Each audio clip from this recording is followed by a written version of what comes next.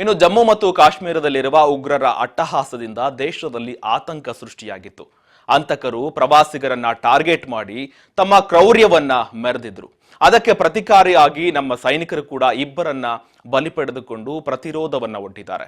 ಇತ್ತ ಉಗ್ರರ ವಿರುದ್ಧ ಪಕ್ಷಪಾತವನ್ನ ಮರೆತು ಒಂದಾಗಲು ದೇಶದಲ್ಲಿ ರಾಜಕೀಯ ಪಕ್ಷಗಳು ಕೂಡ ಒಂದಾಗ್ತಾ ಇದೆ. ಆ ಕುರಿತು ಒಂದು ವರದಿ ಇಲ್ಲಿದೆ ನೋಡಿ.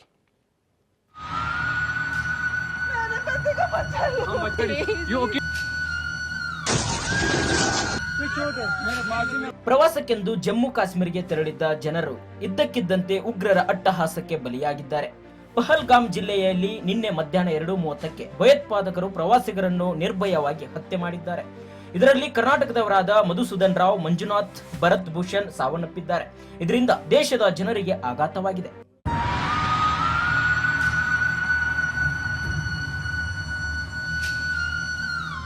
ದೇಶ ರಕ್ಷಣೆ ವಿಚಾರ ಬಂದಾಗ ಯಾವುದೇ ರಾಜಕೀಯ ಮಾಡಬಾರದು, ಒಕ್ಕಟ್ಟನ್ನು ಪ್ರದರ್ಶಿಸಬೇಕು ಎಂಬ ಮಾತನ್ನು ಎಐಸಿಸಿ ಅಧ್ಯಕ್ಷರಾದ ಮಲ್ಲಿಕಾರ್ಜುನ್ ಖರ್ಗೆ ಅವರು ಇಂದು ಸುದ್ದಿಗೋಷ್ಠಿ ನಡೆಸುವ ಮೂಲಕ ಸಾಬೀತುಪಡಿಸಿದ್ದಾರೆ.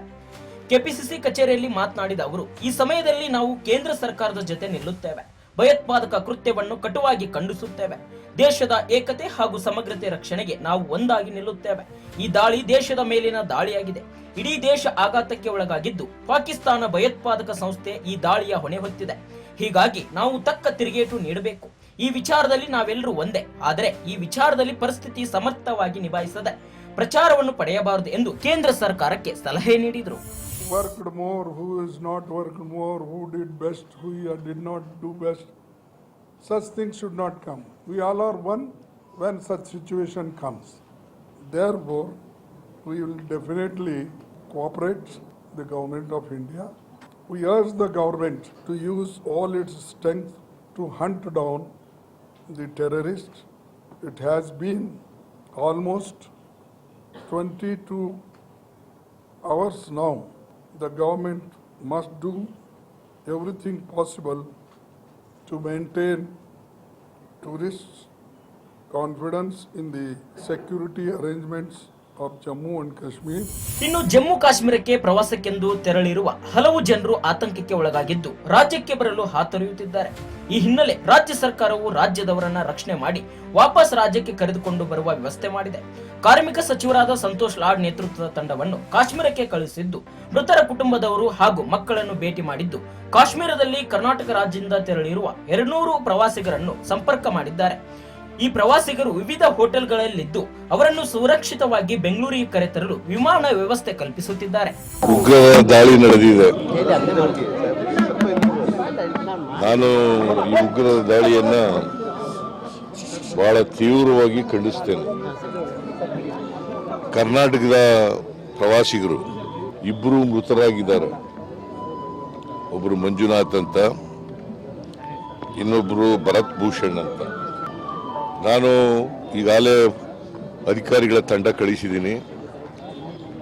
ಜೊತೆಗೆ ಕಾರ್ಮಿಕ ಸಚಿವರಾದಂಥ ಸಂತೋಷ್ ಅವ್ರನ್ನು ಕೂಡ ಕಳಿಸಿದ್ದೀನಿ. ಅವರು ಯಾರ್ಯಾರು ಇದ್ದಾರೆ ಕನ್ನಡಿಗರು ಅಲ್ಲಿ, ಅವ್ರನ್ನೆಲ್ಲ ವಾಪಸ್ ಕರ್ಕೊಬರೋಕ್ಕೆ ಸೇಫಾಗಿ ಒಂದು ವಿಶೇಷವಾದಂಥ ವಿಮಾನ ಮಾಡ್ಕೊಂಡು ಕರ್ಕೊಬಾ ಅಂತ ಹೇಳಿದ್ದೀನಿ. ಕಾಶ್ಮೀರ ಇಡೀ ಪ್ರಪಂಚ ಅದು ಭಾರತಕ್ಕೆ, ನಮ್ಮೆಲ್ಲ ಪ್ರವಾಸಿಗರಿಗೆ ಎಲ್ಲರೂ ಕೂಡ ಒಂದು ಶಾಕ್. ಇದನ್ನು ನಾವು ಖಂಡಿಸ್ತೇವೆ. ಇದನ್ನು ನಾವೆಲ್ಲ ಸೀರಿಯಸ್ ಆಗಿ ತೆಗೆದುಕೊಳ್ಬೇಕು. ದೇಶ ಕೂಡ, ಭಾರತದ ಸರ್ಕಾರ ಕೂಡ ಇದರ ಬಗ್ಗೆ ಬಹಳ ಜಾಗೃತರಿಂದ ಇದನ್ನ ಕೆಲಸ ಮಾಡಬೇಕಾಗಿದೆ. ಈಗ ಮಲ್ಲಿಕಾರ್ಜುನ್ ಖರ್ಗೆ ಸಾಹೇಬರು ದೆಹಲಿಯಿಂದ ಬಂದಿದ್ದಾರೆ. ಈಗ ಅರ್ಜೆಂಟ್ ಪ್ರೆಸ್ ಕಾನ್ಫರೆನ್ಸ್ ಇದರ ಬಗ್ಗೆ ಚರ್ಚೆ ಮಾಡ್ತಾರೆ. ಹೌದು, ನಿನ್ನೆನೇ ಸರ್ಕಾರ ತೀರ್ಮಾನ ಮಾಡಿ ಮುಖ್ಯಮಂತ್ರಿಗಳು ನಿನ್ನೆ ಸಾಯಂಕಾಲ ಗೊತ್ತಾಯಿತು. ತಕ್ಷಣ ನಾವು ಒಬ್ಬ ಸರ್ಕಾರದ ಮಂತ್ರಿ ಯಾರಿಗೆ ಸಹಾಯ ಮಾಡಬೇಕು, ನಮ್ಮ ರಾಜ್ಯವ್ರಿಗೆ ಏನೇನು ಸಹಕಾರ ಮಾಡಬೇಕು ಅಂತ ಹೇಳಿ. ಒಟ್ನಲ್ಲಿ ದೇಶದಲ್ಲಿ ಉಗ್ರರ ಕೃತ್ಯವನ್ನು ಮಟ್ಟ ಹಾಕಲು ಕೇಂದ್ರ ಸರ್ಕಾರ ಸನ್ನದ್ಧವಾಗಬೇಕಾಗಿದೆ. ಈಗ ಆಗಿರುವ ಲೋಪದೋಷಗಳನ್ನು ಸರಿಪಡಿಸಿಕೊಂಡು ಉಗ್ರರಿಗೆ ತಕ್ಕ ಪಾಠ ಕಲಿಸಲಿ ಎಂಬುದೇ ನಮ್ಮ ಆಶಯ.